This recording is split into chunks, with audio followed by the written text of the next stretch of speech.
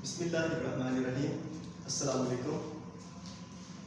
कैसे बेटा आप लोग? उम्मीद करता हूँ कि आप सब लोग खैरियत से होंगे और बहुत अच्छे से अपनी पढ़ाई की तरफ तवज्जो भी दे रहे होंगे।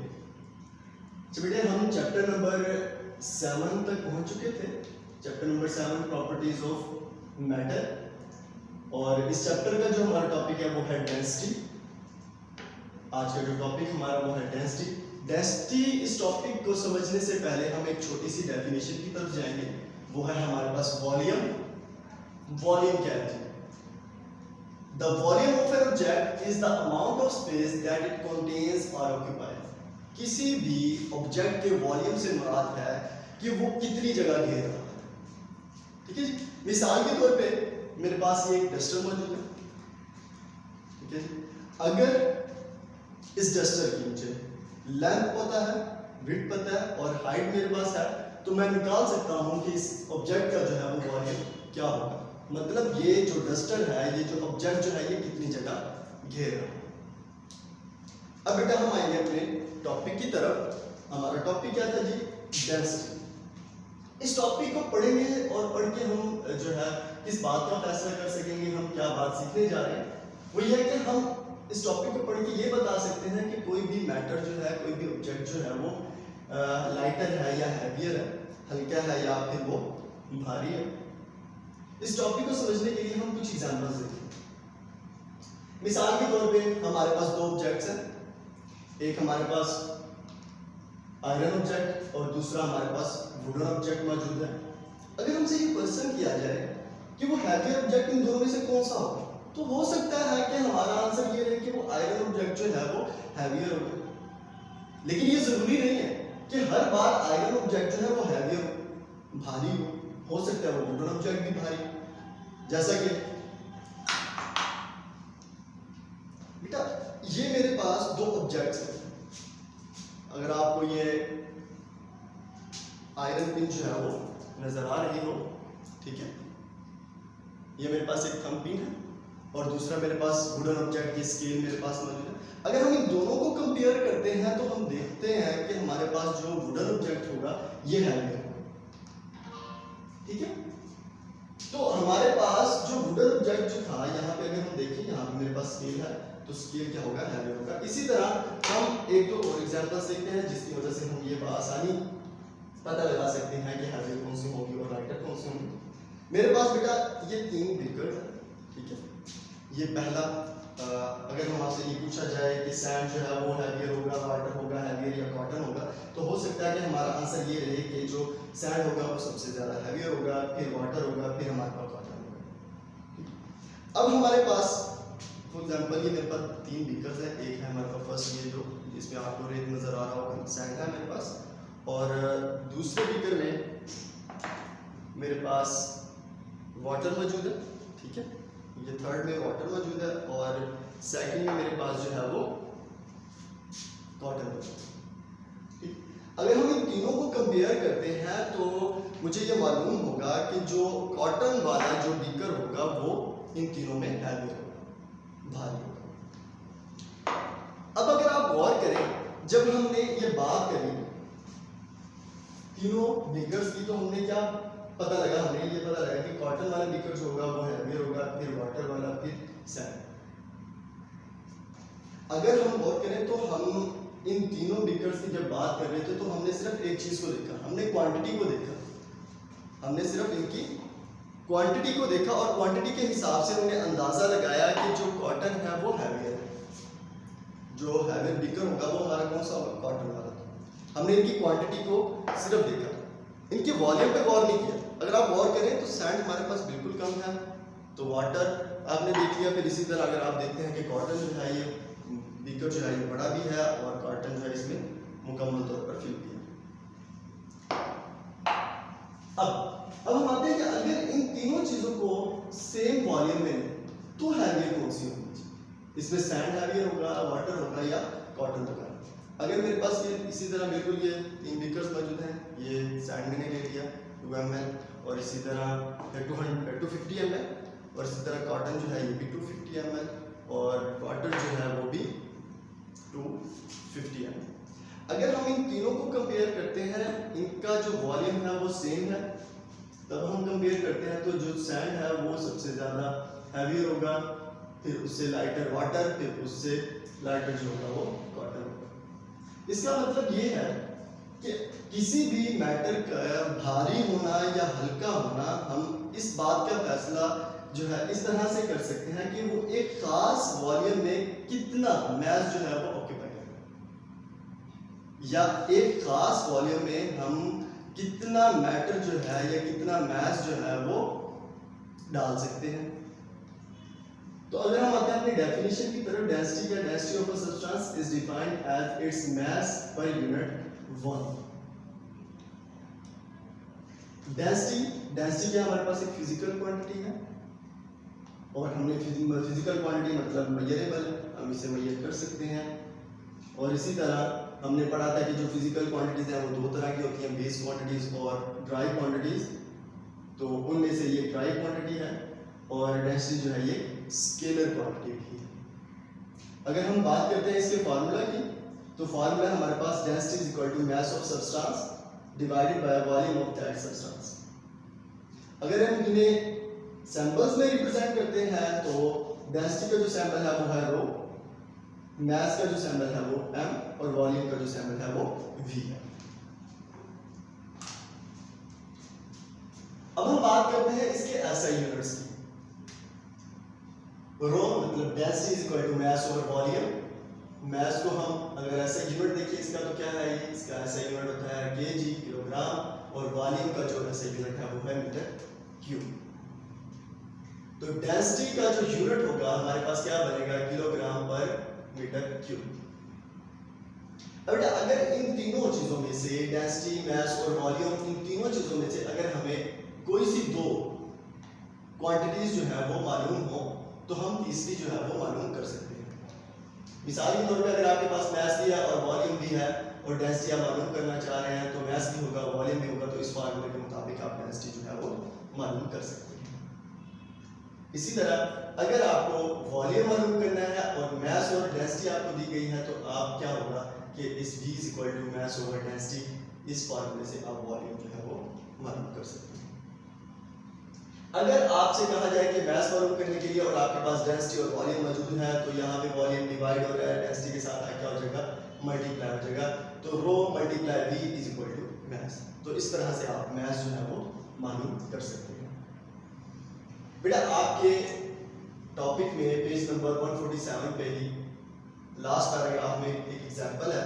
इस एग्जांपल को समझने के लिए इसी पेज पे 147 पे ही यूजफुल इंफॉर्मेशन, आपका साइड बॉक्स है मौजूद होगा आपके 147 पेज पे, यूजफुल इंफॉर्मेशन। इसमें कुछ पॉइंट्स हैं, उन पॉइंट्स को समझने के बाद हम इस एग्जांपल पे आएंगे।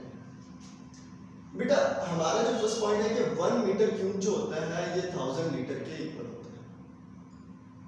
और इसी तरह अगर 10 यहाँ 1000 है तो इसे मैं राइट कर सकता हूँ 10 to the power 3। 1 metre cube किसके इक्वल आ गया, 10 टू द पावर 3 लीटर के इक्वल आ गया। यहाँ पर जो 10 टू द पावर 3 है ये मल्टीप्लाई हो रहा है, तो इधर आके क्या हो जाएगा, डिवाइड हो जाएगा। 1 divided by 10 to the power 3 metre cube is equal to 1 litre.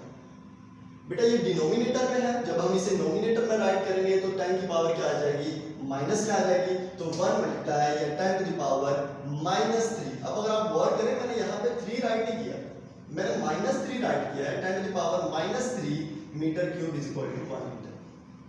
तो हमें इस तरह से ये हमने वैल्यूज निकाली कि जो 1 मीटर होता है ये 1000 लीटर के इक्वल होता है, और 1 लीटर जो है वो 10 to the power -3 metre cube के इक्वल होता है। बेटा इसी में आपका जो सेकंड पॉइंट है वो है कि जो क्यूबिक मीटर है या मीटर क्यूब जो है वो कितने सेंटीमीटर क्यूब के इक्वल होता है। मतलब हम कन्वर्ट करेंगे यूनिट्स को, मीटर क्यूब को कन्वर्ट करने जा रहे हैं सेंटीमीटर क्यूब में। अब ये जो 1 मीटर क्यूब है मैं इसे राइट कर सकता हूँ 1 metre multiply 1 metre multiply 1 metre. Metre की पावर कितनी है जी, 3, तो इसे मैं 3 टाइम मल्टीप्लाई करवा सकता हूँ। तो जो 1 मीटर जो है ये इक्वल होता है 100 सेंटीमीटर के equal. 1 metre is equal to 100 centimetre. तो इस 1 मीटर की जगह क्या आ गया, 100 सेंटीमीटर। इस मीटर की जगह आ गया 100 सेंटीमीटर और इस मीटर की जगह भी 100 सेंटीमीटर आ गया। बेटा इस 100 को हम लिख सकते हैं 10 to the power 2 centimetre multiply 10 to the power 2 centimetre multiply 10 to the power 2 centimetre. अब बेटा ये भी 10 to the power 2 10 to the power 2 and 10 to the power 2 ये तीनों क्या हो रहे हैं आपस में मल्टीप्लाई हो रहे हैं। बेस सेम है लिहाजा पावर क्या हो जाएगी ऐड हो जाएगी। तो क्या बनेगा 10 to the power 2 plus 2 plus 2 3 time था जी 2 प्लस 2 प्लस 2। और इसी तरह हमारे पास सेंटीमीटर कितने बचे थे 1 2 और ये 3 तो क्या आ जाएगा सेंटीमीटर 1 प्लस 1 प्लस 1 तो ये हो जाएगा हमारे पास 1 metre cube is equal to 10 to the power 6 और ये हो जाएगा हमारे पास सेंटीमीटर क्यूब बन जाएगा 1 प्लस 1 तो पावर क्या आ जाएगी 3 आ जाएगी। अब देखिए जी हमने ये मालूम कर लिया कि 1 मीटर क्यूब जो है वो कितने सेंटीमीटर क्यूब के इक्वल है। 1 मीटर क्यूब जो है वो इक्वल है 10 to the power 6 centimetre cube के equal.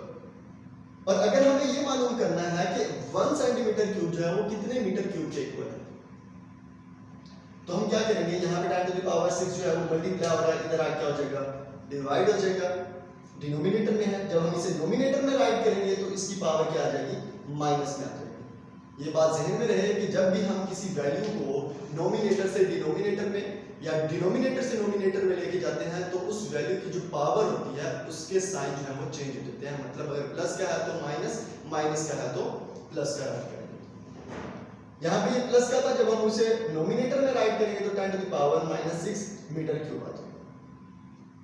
1 centimetre cube is equal to 10 to the power -6 metre cube. और इसी तरह बेटा हमारा जो थर्ड पॉइंट है वो है कि जो यूनिट है हमारा 1 किलोग्राम पर मीटर क्यूब इसे हम कन्वर्ट करने जा रहे हैं ग्राम सेंटीमीटर पर सेंटीमीटर क्यूब में।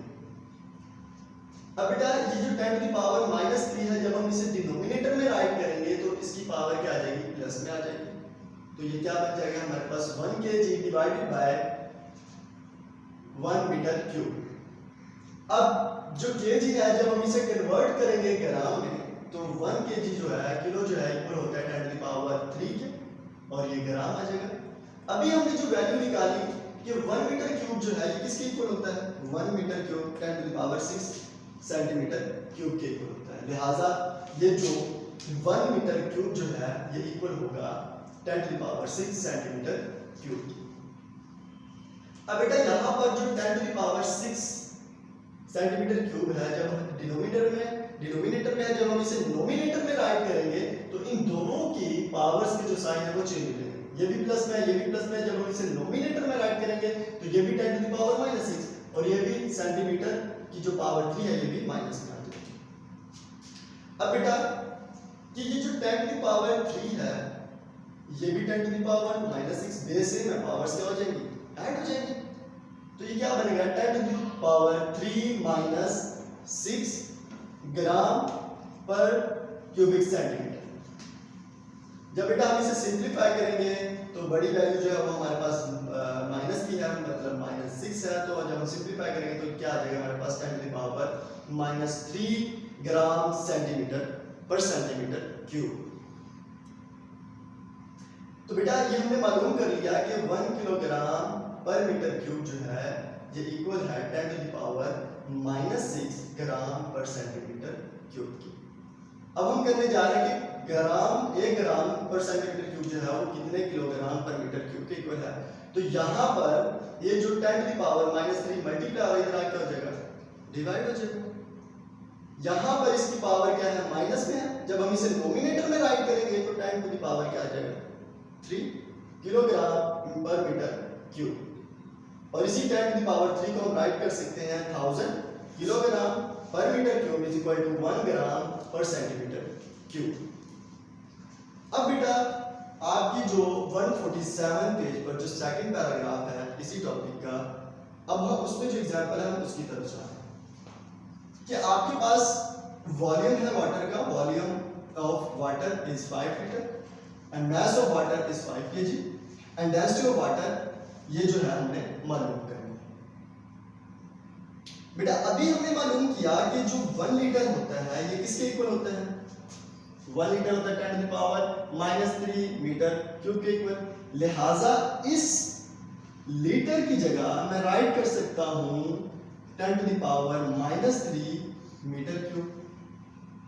ये 5 वैसे का वैसा मैंने राइट कर दिया। डेंसिटी हमने मालूम करनी है, तो डेंसिटी का फार्मूला जो है density is equal to mass over volume. Mass कितना है जी हमारे पास 5 kg और वॉल्यूम क्या है हमारे पास 5 multiply 10 to the power -3 metre cube. बेटा ये जो 5 है इस 5 से क्या हो जाएगा? कट जाएगा। तो क्या बचेगा हमारे पास 1 kilogram divided by 10 to the power -3 metre cube. अब ये जो डिनोमिनेटर में हमारे पास 10 टू द पावर -3 पर मीटर क्यूब, जब हम इसे नोमिनेटर में राइट करेंगे तो दोनों की जो पावर्स की जो साइन है वो क्या हो जाएंगे? चेंज हो जाएंगे। ये माइनस में है तो प्लस में हो गया, ये प्लस में है तो माइनस में हो गया। तो हमारे पास क्या है 10 to the power 3 kilogram per metre cube. हम इसे इस तरह से भी राइट कर सकते हैं कि जो 10 टू द पावर 3 है ये इक्वल होता है 1000 के, तो क्या आ जाएगा 1000 किलोग्राम पर मीटर क्यूब।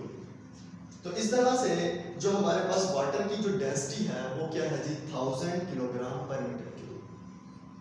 तो बेटा आज का ये हमारा टॉपिक था डेंसिटी। उम्मीद करता हूँ कि आप लोगों को समझ आ गया हो। बेटा पेज नंबर 48 पे एग्जाम्पल है 7.1, वो आप जो है वो खुद सॉल्व करेंगे। आपके पास मैथ्स भी है और वॉल्यूम भी दिया गया होगा, आपको सिर्फ जो है वो डेंसिटी मालूम करनी है, तो आप एग्जाम्पल खुद करेंगे। तो उम्मीद करता हूँ बेटा आपको समझ आ गई हो। कोई प्रॉब्लम हो तो बेटा आप डिस्कस कर सकते हैं। अपना बहुत सारा ख्याल रखिएगा। अल्लाह हाफिज़।